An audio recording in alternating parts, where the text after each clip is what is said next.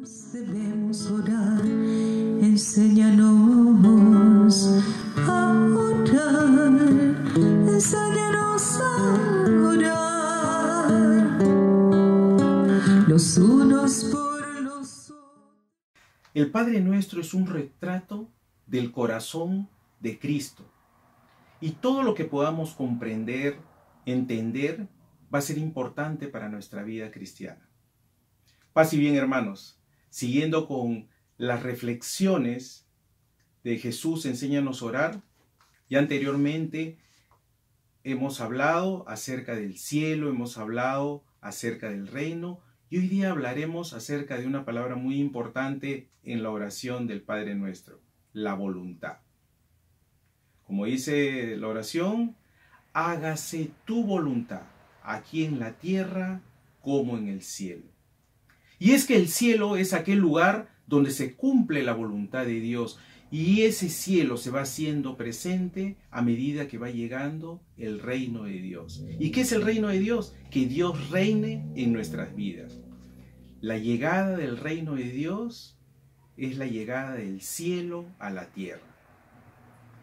Si ya sabemos cuál es el lugar donde se cumple la voluntad de Dios, ahora nos preguntaríamos, ¿cuál es la voluntad de Dios? La palabra nos dice, la voluntad de Dios es de que todos los hombres se salven y lleguen al pleno conocimiento de la verdad. Salvación y verdad. Y es que Dios toma la iniciativa de recuperar al hombre a su presencia y hace todo un plan de salvación para ello. Y verdad, como Jesús nos dice, la verdad os hará libres, en libertad. Él no impone, Él invita y nos invita a ese plan maravilloso de salvación. Si todo esto que nos propone Dios, si ya sabemos el lugar donde se cumple la voluntad de Dios y cuál es la voluntad de Dios, ¿por qué no nos es tan fácil entender o aceptar la voluntad de Dios? De repente, 4 palabras nos pueden ayudar a entender esto. La primera palabra sería obediencia.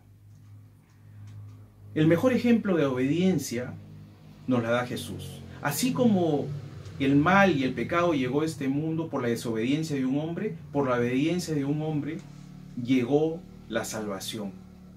Y es que Jesús en el huerto de Getsemaní hace, en ese momento de oración tan profunda que tiene con el Padre, le dice, Padre, que se haga tu voluntad y no la mía.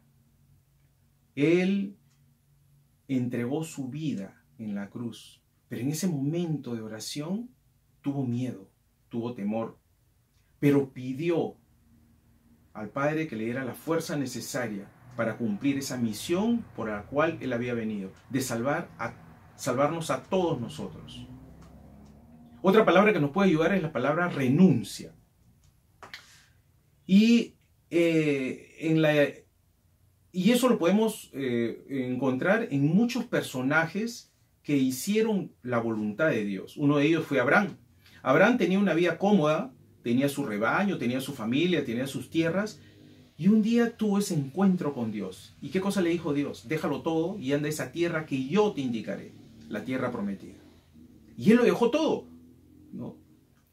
Otro personaje que nos puede ayudar a comprender la palabra renuncia es Moisés. Moisés tenía también una vida tranquila. Él estaba pastando el rebaño de su suegro Jetro, ¿no? Hasta que un día decidió irse más allá del desierto. Salió de esa comodidad, ¿no?, que tenía y se fue más allá del desierto. Y tuvo ese encuentro con la zarza ardiente, con Dios. Y Dios le dio una misión.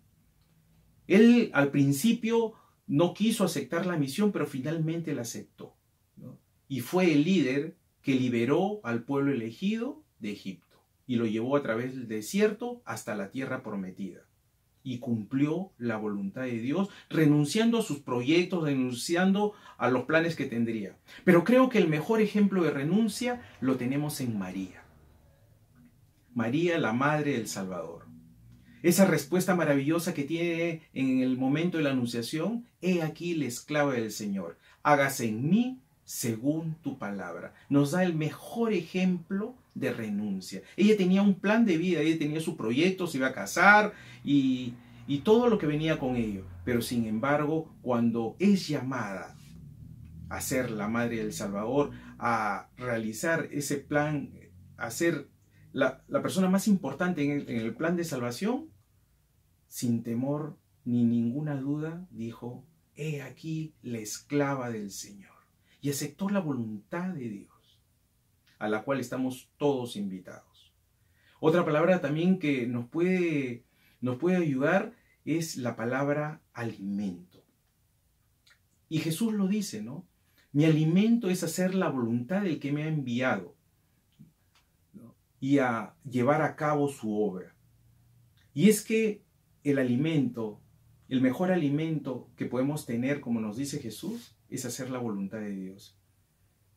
Alimento que se ve plasmado también a través de su palabra, a través de los sacramentos, a través de esa Eucaristía que ahora tanto extrañamos. Otra palabra que nos puede ayudar es la palabra conversión. No todo el que me diga Señor, Señor entrará en el reino de los cielos. Si bien es cierto, todos estamos invitados a la santidad, también es importante de que haya una transformación en nuestra vida. Y esa transformación en nuestra vida que nos pide Dios no es una transformación de la boca hacia afuera, sino desde dentro, desde el corazón. Que cambie nuestro corazón de piedra por un corazón de carne, como nos dice la palabra. Tiene que haber un cambio de mentalidad. Y ese cambio de mentalidad tiene que llegar al corazón, para que podamos entender realmente cuál es el plan de Dios en nuestra vida. Porque no somos un accidente, somos un propósito. Y no solamente estamos invitados a salvarnos nosotros, sino que, como dijimos en un principio, que todos los hombres se salven. Así que nosotros ser parte de esa obra, de ese plan de salvación. Finalmente podemos llegar a esta conclusión: hacer la voluntad de Dios no solo es aceptar cosas inevitables o circunstancias de la vida y su misterio de bien, sino colaborar con la obra de Dios, con ese plan de salvación para toda la humanidad. Y decir, como dijo Pablo en la carta a los Romanos, la voluntad de Dios es buena, agradable y perfecta. Ahora, hermanos, les invito a hacer un momento de oración. Señor Jesús, te damos gracias por enseñarnos esta maravillosa oración que es el Padre Nuestro. Gracias por, en esta oración, realmente enseñarnos cosas tan importantes como lo que es el cielo y el reino. Una invitación muy profunda que nos haces. Gracias, Señor, por preocuparte por cada uno de nosotros, por estar atento a todas nuestras necesidades. Y hoy, de manera especial, te pido que abras nuestro entendimiento para poder comprender tu voluntad. A pesar que la razón muchas veces se contraponga a tu voluntad, envía tu Santo Espíritu para que nos dé la sabiduría de poder entender cada una de las cosas que pasan en nuestra vida. ¿Por qué pasan esas enfermedades? ¿Por qué suceden tantas cosas que muchas veces no comprendemos? Pero sobre todo entender el para qué, porque todo tiene un propósito en nuestra vida. Gracias, Señor, por tocar nuestro corazón hoy día. Gracias por bendecirnos tanto, por bendecirnos con la salud, por bendecirnos por estar hambrientos de ese alimento, tu Eucaristía, Señor. ¿Cuánto te necesitamos?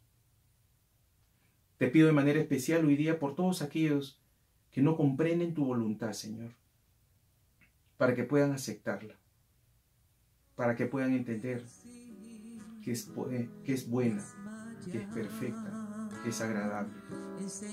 Gracias, Señor, por todo tu amor. Gracias por enviarnos a Jesús, nuestro Salvador. Bendito y alabado sea, Señor. Glorificado sea. Amén. Hermanos, los esperamos en la próxima semana con una nueva reflexión de Jesús, enséñanos a orar. Remontando con Mashiach.